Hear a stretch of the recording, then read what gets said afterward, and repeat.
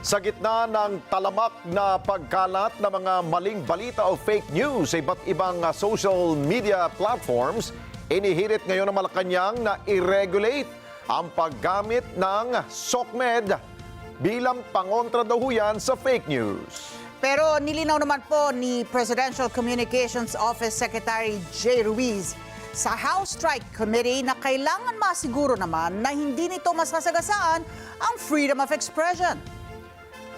Samantala, nangako naman ang Tri-Committee ng Kamara na kung hindi mapagtitibay ito na nasabing regulasyon ngayong 19th Congress, magiging prioridad ito ng papasok na 20th Congress. Siyempre, Vic Sumintak sa balita.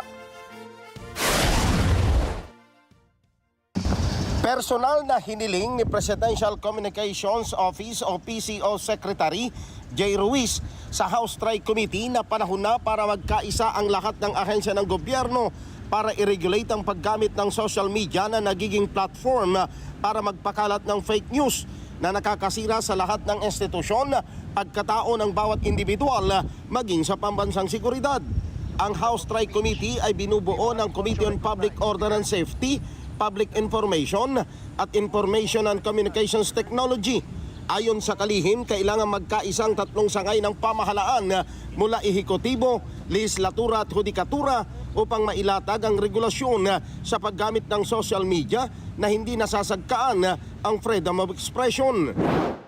It destroys the very fabric of our society, and we have to protect our children not only of fake news but all these bad things that we see in this technology platform that we have. But more on the vloggers, we should concentrate a regulation on the platforms. The platforms like Meta, TikTok, YouTube are foreign platforms. Inihayag naman ni Congressman Rodante Marcoleta ang gold standard na inilabas ng Korte Suprema para sa mga public officials, lalo na sa usapin ng paghusga sa kanilang pagkatao at pagtupad ng tungkulin.